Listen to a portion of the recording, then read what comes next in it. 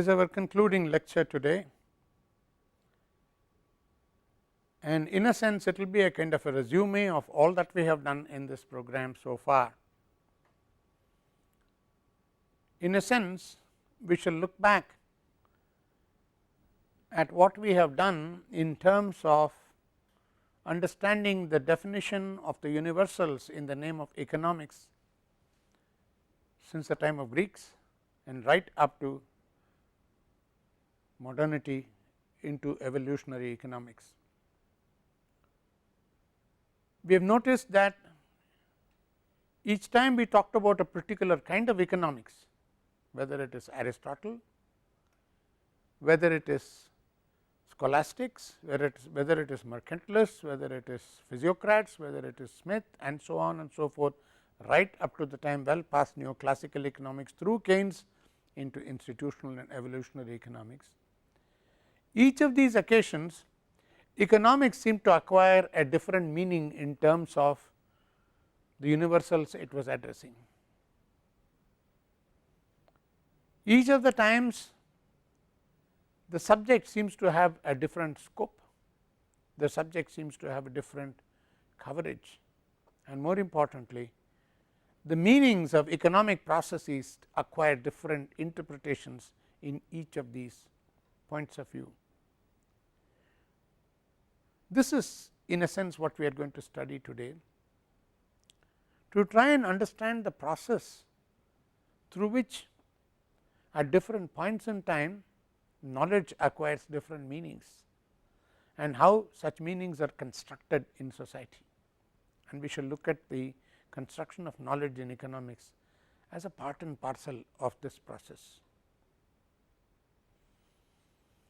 There are three things which are very important in order to understand this. One, there is always a historical context for construction of knowledge. In other words, knowledge always gets constructed at particular points of time in particular places. There is no such thing as knowledge which is constructed in abstraction as if it drops out of the sky. I am saying this because there are two very distinct views in human history about knowledge: post enlightenment and pre enlightenment. We know that enlightenment happened around 16th, 17th, 18th century, particularly 17th and 18th century. We know that there was a fundamental transformation of the way people looked at knowledge from the time of enlightenment onwards. From the time of enlightenment, it seemed very clear that knowledge was something which was created by human beings and could be constructed and could be understood by the power of reason, whereas prior to enlightenment, knowledge was virtually the monopoly of the theologians of the church.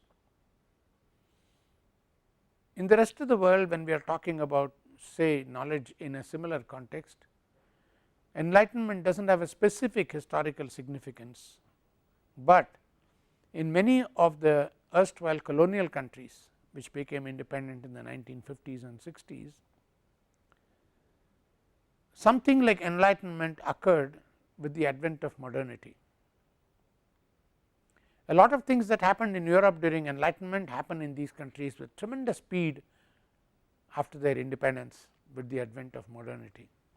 So, we can look upon these countries too as pre independent and post independent. Again, the divide is clear.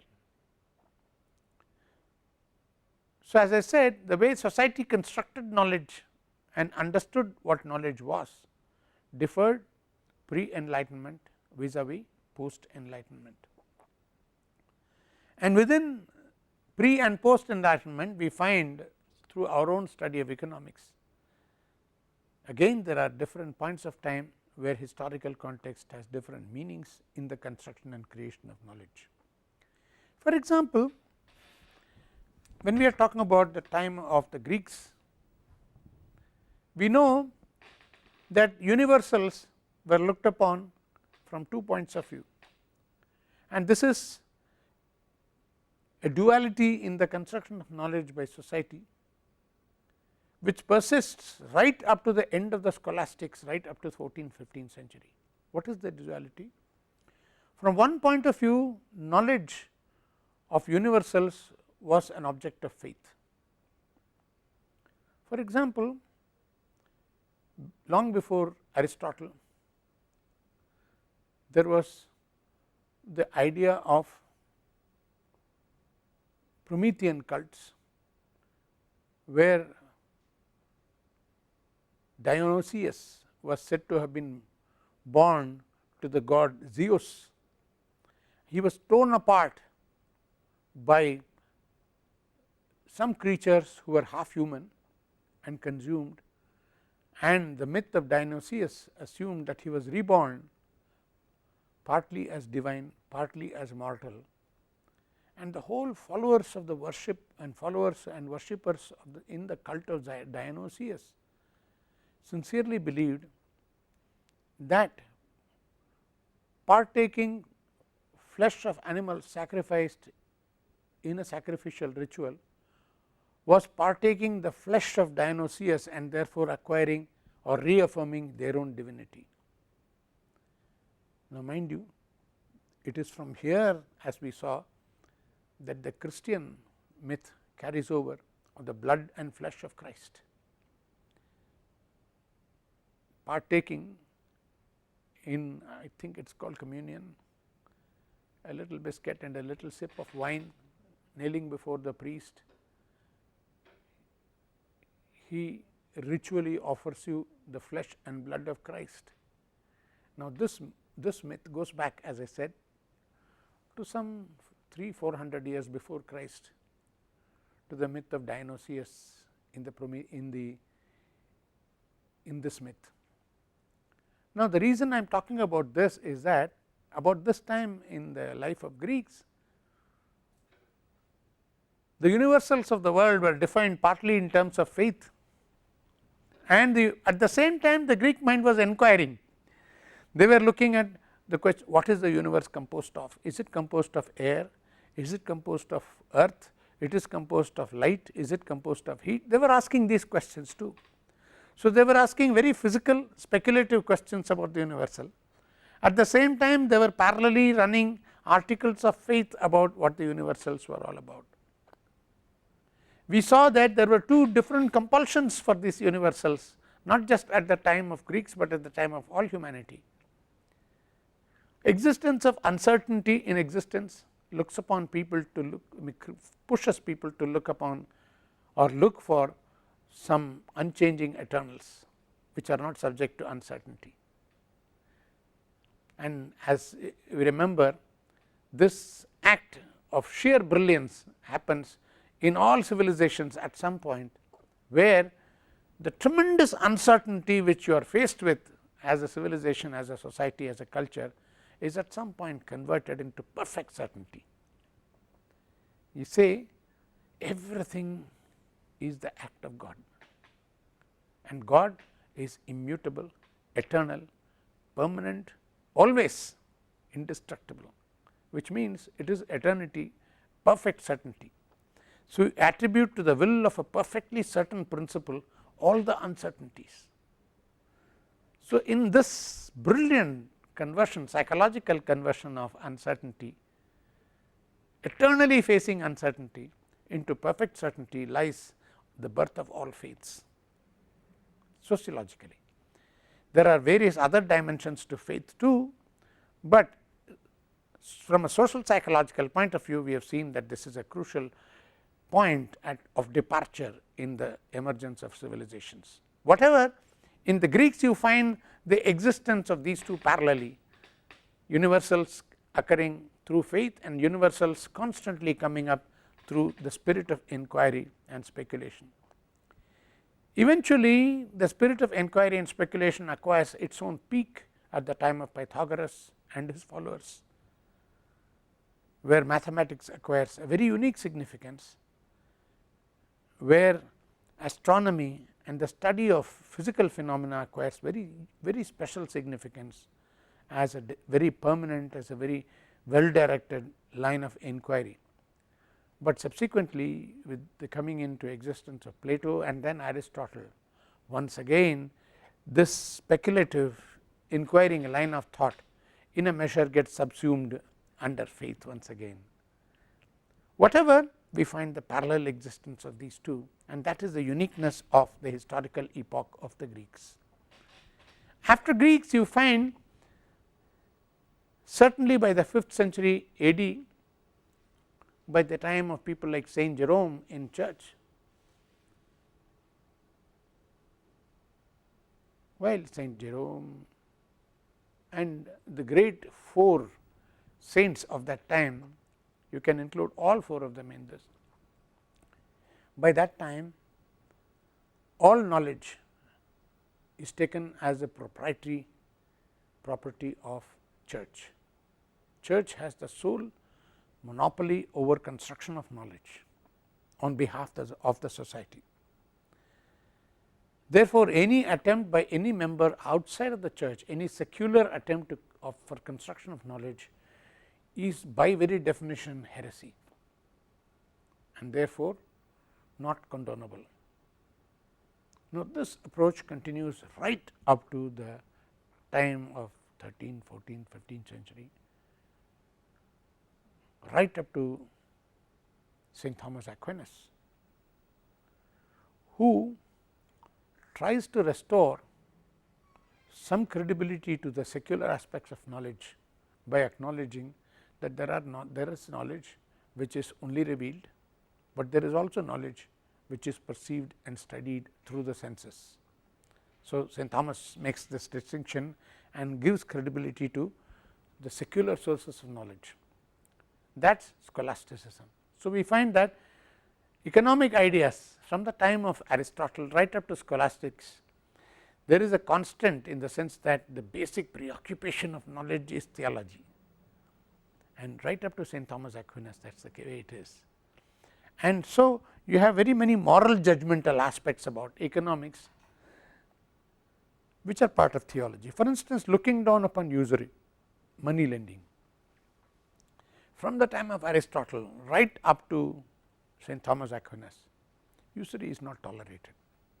Money lending is considered fundamentally exploitative as compared to working on a farm or manufacturing something. This is a kind of a moral basis of looking at economic activities, which is part of the era of faith. However, you find by the time of the 16th century a dramatic change happening in society. The church is no longer in control, sole monopoly of knowledge. Universities and such other bodies of knowledge are growing very fast. Second, the interest groups in society suddenly transform. No longer is the society dominated by landowners and the king or monarch. It is not a rural aristocracy dominated society. The urban based merchant class, trading class acquires tremendous significance as a result of the great commercial revolution that has taken place by then.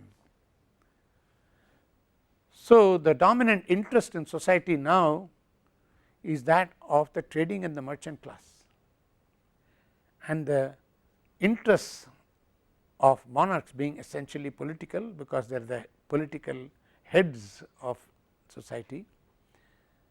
The interest of the merchant class, the mercantile class, is now supported by the kings too. Then comes a whole school of thought, or rather schools of thought, which get designated under mercantilism, where the interest of the society is the same as the interest of the state, and the interest of the state is identified with the interest of a single class of people, merchants. So, here is another epoch where things have changed. Particularly, economics gets liberated for the first time from its theological boundaries.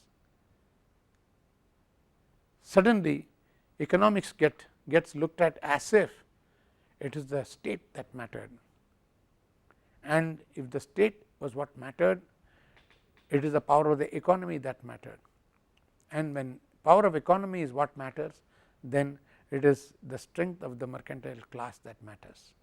In short, you have the first organized school of economic thought coming then on its own steam, as it were, the mercantilist ideas.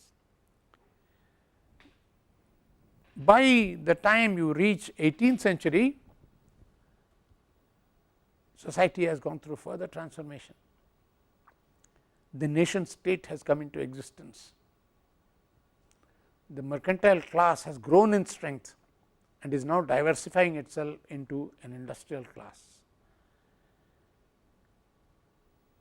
In England and Scotland and in the rest of Europe slightly later, there is a great growth in the countryside in the name of agrarian revolution.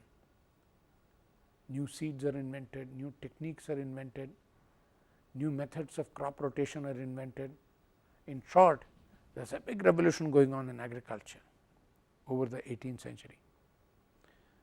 So, all this creates a new environment of who is prosperous, whose interests are involved in the economy. More importantly, the idea of prosperity acquires an importance by itself, more than the interest of the merchants, more than the interest of anybody, but a prosperous nation becomes a single important desideratum. So, in this historical epoch, you find first the rise of the physiocrats, who identify prosperity with the prosperity of agriculture and with the prosperity of the landed class who depend on agriculture, and subsequently, or even during the time of physiocrats, the first significant economic principle comes into play, namely, in order that society and its different classes are able to subsist, somebody who is productive has to generate a surplus. For instance, for landlords to subsist, there has to be a surplus from somewhere which enables them to subsist. And in fact, the physiocrats thought even all traders and merchants and artisans were also sterile, they were not productive. So, even for them to subsist, the surplus had to come from somewhere, and in the physiocrats' reckoning, the surplus came from land. So, they were very concerned about the circulation of product from agriculture to the rest of the economy and back. So, early rudiments of economic theory come into existence during the time of physiocrats, again significance of the historical period. We do not have to emphasize this further.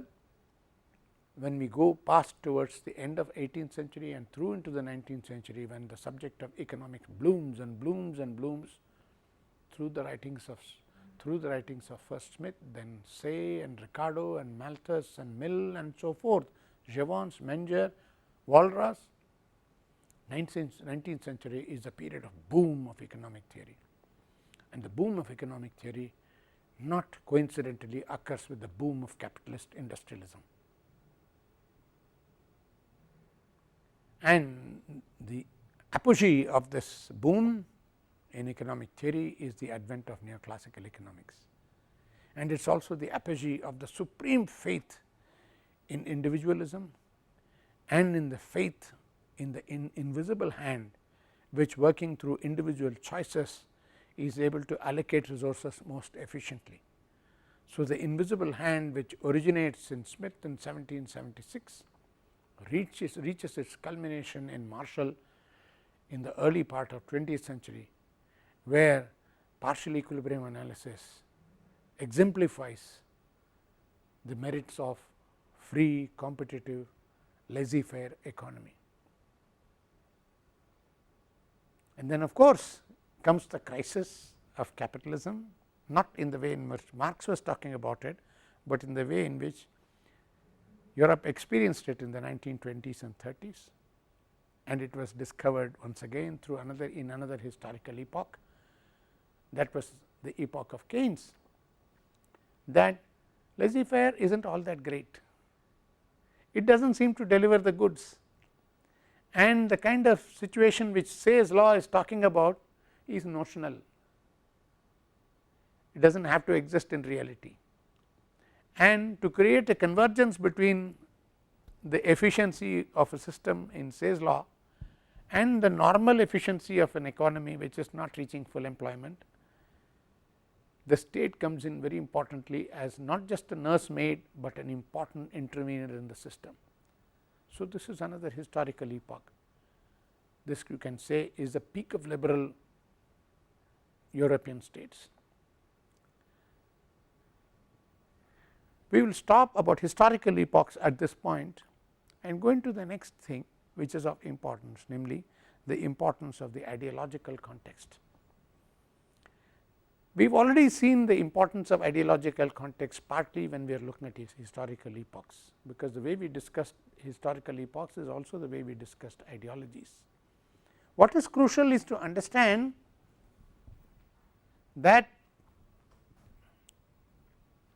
economic ideas do not float independently in society. They are part of the way ideas are created and they float around in society. Once again, if you look at Aristotle, Aristotle's ideas of economics were only pertaining to the household. Aristotle thought economics was a matter for the household to be concerned with, not for statesmen and kings. In other words, he was not thinking of macroeconomics. He was not even thinking of microeconomics because he thought trading is very bad. He thought trading is an unethical activity. Any profits made out of exchange as opposed to profits made out of manufacturing was immoral. And so, the ideological universe was very significant in the way people looked at economic processes. So, in Aristotle's times, morality, social morality was something under which all understanding of economics was subsumed, and as we saw, this persists right up to the time of scholastics and culminates in St. Thomas Aquinas. In other words, we are thinking in terms of a movement from something like 300 BC to something like 14th century. We are talking of 1700 years of domination of the morality of society over how people made money and how people used it. This is how powerful the world of ideology was. Then once again, when you talk of mercantilism, that is a very big ideology. In other words, the interest of the economy was the interest of the state, and the interest of the state was no different from the interest of the mercantile class. Here again, a new ideology is born, which is secular, which is not moralizing in terms of theology and religion, but which identifies the well-being of society with the well-being of one class. This is the beginning of the economics of capitalism, which all modern economics is. In short, it is not just the mercantilists who identified the well-being of the economy with the well-being of the mercantile class, but all other schools of thought subsequently, barring physiocrats, either positively or negatively identified economics with the well-being of the capitalists. I am saying positively or negatively because through Smith and Ricardo and Malthus and Mill and Walras and Jevons and Menger and Marshall and so on and so forth, all of them did not think once that you could have the welfare or the well-being of the economy outside of the welfare or well-being of the capitalist class. Negatively because a whole lot of protesting economics of the 19th century, beginning with Saint-Simon and so forth, going right through up to Marx, said yes, modern economy is all obsessed with the capitalists, but they said it with bitterness, with cynicism and with dislike. They said how they wish society would be something different. With Marx, it became a very idea of history. So, the ideology of Marxism was also an ideology of construction of knowledge in a very unique way, and this idea of history of Marx gave him to believe that the fall of capitalism was inevitable, which was reflected in his economic analysis of capitalism and eventually in the establishment of a socialist regime which he hoped would come into existence. So, here again ideology comes in very significant. The whole of 19th century, the ideology of socialism, the ideology of critique of capitalism is very dominant. The 20th century, you find two different ideologies dominating practical economics. On the one hand, a liberal ideology or a Keynesian ideology dominating the capitalist world, and a clear socialist ideology dominating the world as controlled by the Soviet Union from 1920 onwards. So, you have a socialist ideology, capitalist ideology, and there comes the modern practice of dividing the world into the first world and second world, and people who are sort of crawling and stumbling without belonging anywhere were the third world. So, ideology becomes very central to the way knowledge is constructed. And finally, the very process of evolution of knowledge in the name of a science. Look at the word evolution. We already know that evolution is a value loaded world. We can't any longer use evolution after studying evolutionary economics. We cannot use the word evolution in a very benign fashion. There is a manner in which there seems to be some kind of a selection process going on in what bodies of knowledge come to dominate and what bodies of knowledge fall back into insignificance. In other words, the evolution of knowledge in the name of science, the evolutionary and selective process in the name of science, that itself becomes crucial in the understanding of the social construction of knowledge. Now, I can break for a few seconds or a few minutes if you people have some questions on all this or remarks or comments on this.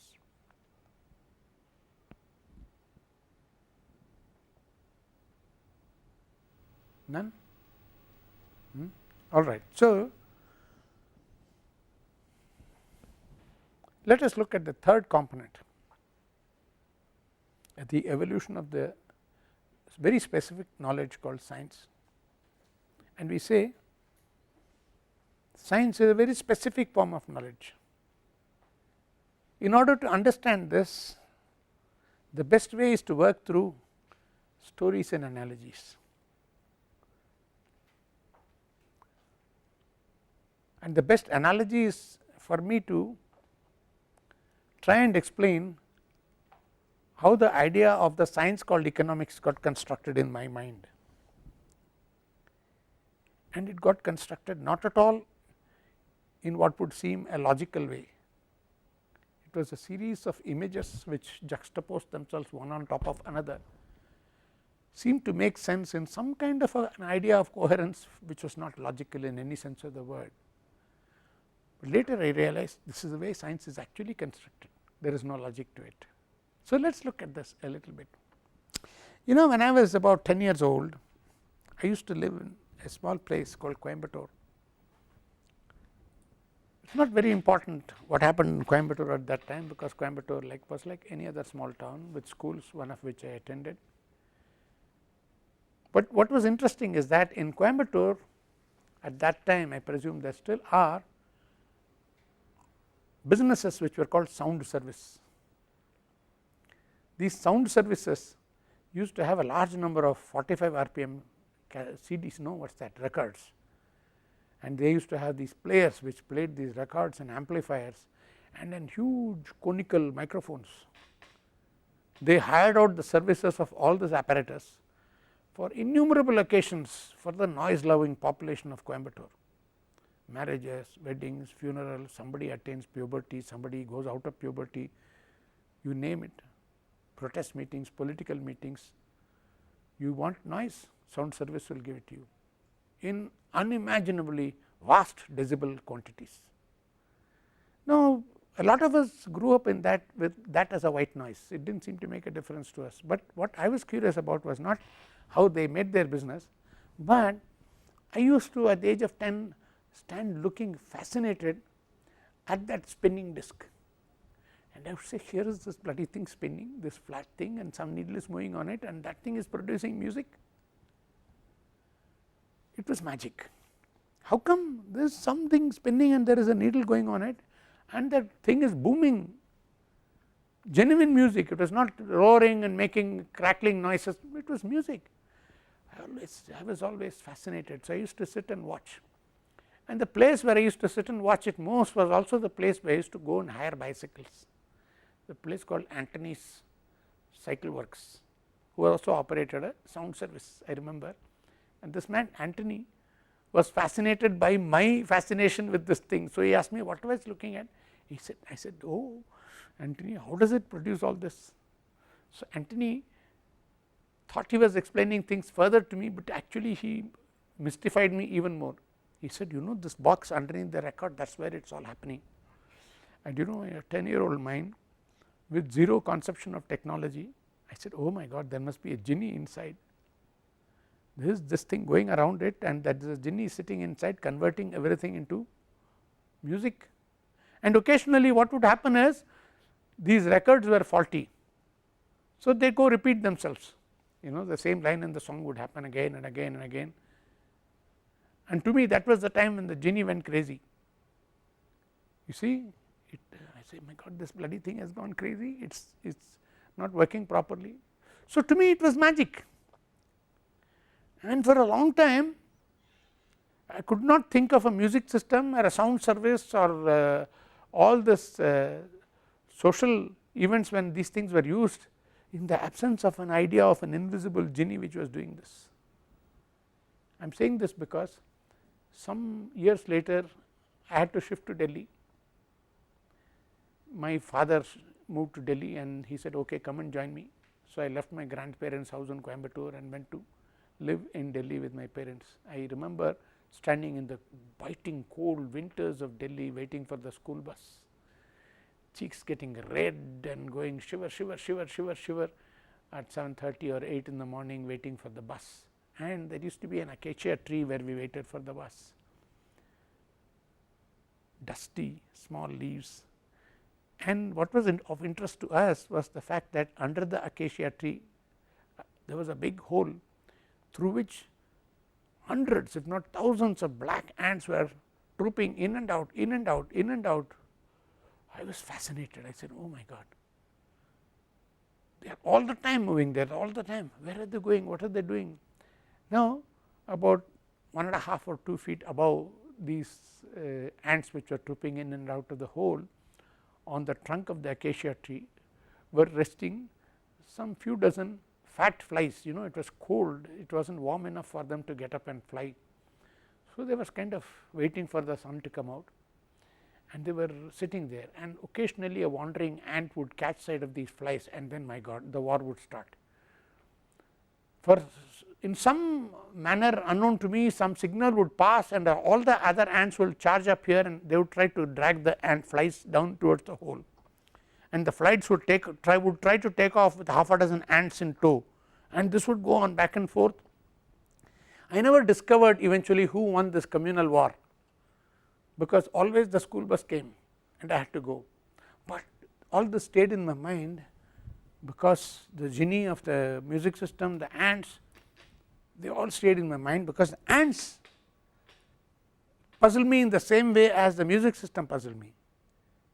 So, I said, oh my God, who controls these ants? They are not fighting with each other, they are not, you know, they are working in great unison, dragging the food into their hole, they are not cannibalistically killing each other in the process of getting at the food. There is order, there is discipline, there is some method in it. So, I said there must be something inside the ant, in the ant hill, sorry, some creature who is a kind of a general or a controller or a king ant which regulated the whole thing. In my mind, that king ant was something like the genie in the music system, again a very complex well organized system regulated by some invisible force which was impressive beyond my means to understand. So, this went on. About that time my family decided that I should join arts group in the school. It was the time they had to make a choice whether I had to go to science or arts. They thought I was fit for arts, they put me in arts group. Strangely, the arts group consisted among other things of higher mathematics, geography, such other non arts. economics too. My economics teacher was hard to emphasize is a science, not an art. So, we had economics too. Now, the economics teacher was fascinating because he was probably the best thing I experienced in my life as a teacher of economics. He took great deal of trouble to explain to us very patiently the concepts in economics, the way markets were organized, but my mind wandered. I could not understand, for instance, I can say when somebody says I want a peanut, or I want a roti, or I want a glass of water, or I want a motor bicycle, I could understand that, but I could not understand what was meant by wants. You see, I could not understand the abstract idea that there were wants. I could always understand that somebody wanted something, that I could understand, but wants, when as an abstract idea, I could not understand. So, I did not know what to do, but that was the way it was. Slowly my mind started constructing meaning for economic concepts through the images which I had in my mind. I started imagining that wants were like those thousands of ants, and the limited means to satisfy the ants were the few dozen flies which were sitting there, and the whole activity of the market was the concerted activity of the ants at getting at the flies, and the invisible hand of the market was nothing other than the general or the controller of the ants. They would take the food, I always imagine they would take the food inside their big hole in the ground into some cavern, and then place the food at the feet of some general or leader and stand like Boy Scouts in order, so that the leader allocated to them, okay, you have so much, you have so much. To me, that was the order of the discipline of the, that was the image of the discipline of the market. So, gradually when my teacher started talking more economics, when he talked to us about the auctioneer in the Walrasian system, I said, the genie in the record player and the general of the ants, and so on.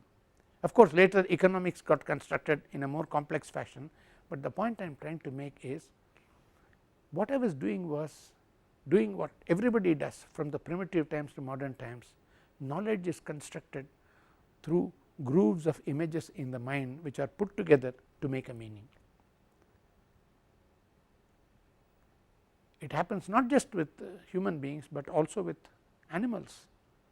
The world of animals is full of signs and sounds, and they all make signs and sounds in order that each of these signs and sounds communicate together meanings. For a long time I did not understand, for instance, that the noise made in serene afternoons in a place full of trees by squirrels or chipmunks in India, they go kick, kick, kick, kick, kick, kick, kick, kick, and I used to say, oh, what a beautiful afternoon noise, so salubrious and so peaceful. It took me ages to realize that that noise made by chipmunks or squirrels was a warning call, it is a danger shout. When they saw a crow or something, then they would go into this noise. It is a warning call. It is completely the opposite of the serenity which I imagined. So, what I am trying to tell you is that animals use sounds and gestures as symbols to communicate meanings.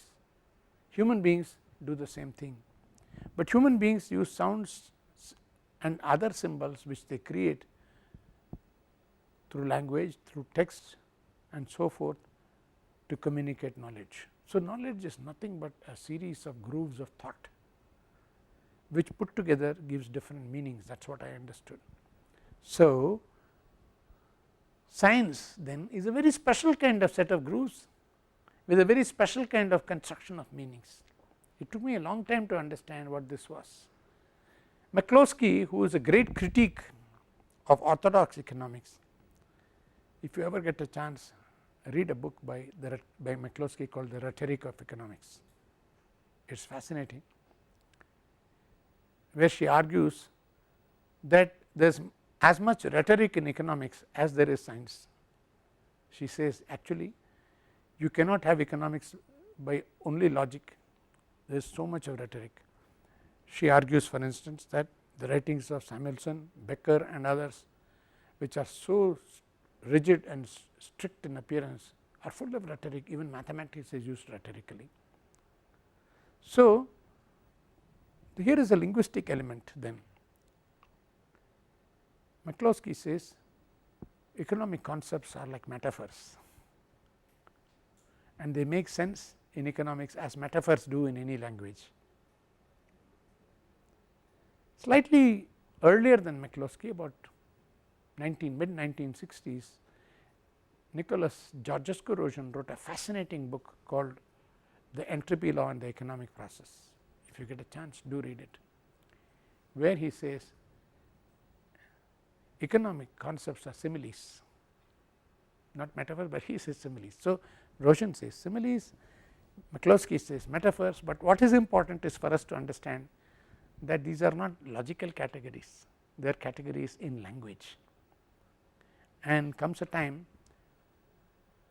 when I read something written much earlier in 1930s by Max Planck, the great physicist who writes about the philosophy of physics.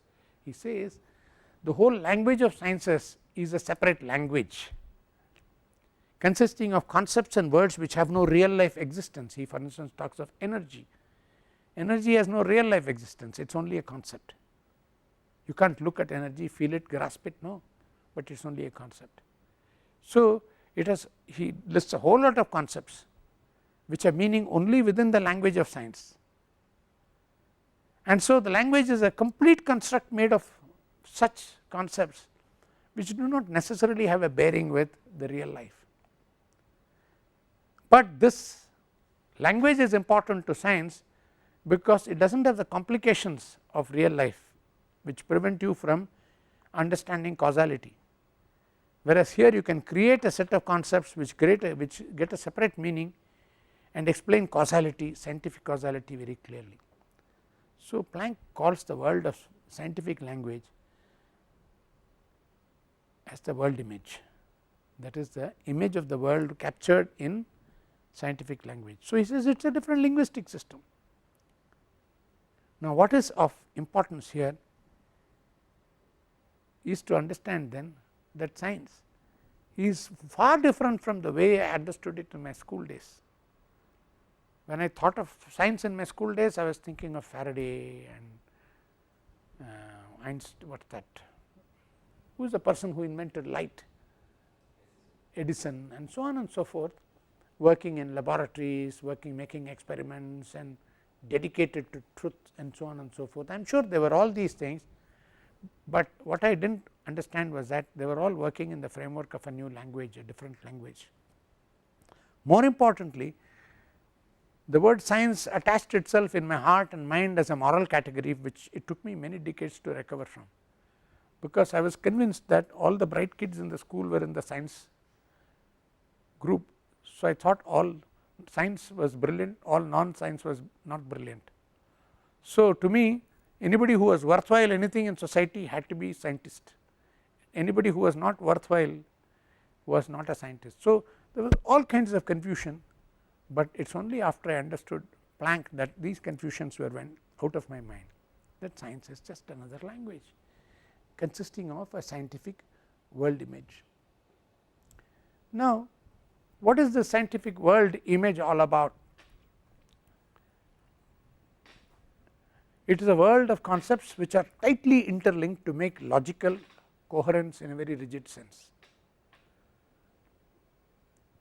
and it was organized, or it is organized in this fashion because strict logical coherence is the best way in which you can explain causality. To say that x causes y, you have to be very certain that only x causes only y, not 100 other things behind x who might be causing a dozen other things beyond y. So, that to say that x causes y involves a considerable amount of logical coherence and clarity, and the world of science, scientific world image, is just a language which is created to acquire and to demonstrate this power of logical coherence, so that causality in the scientific sense might be very clearly established,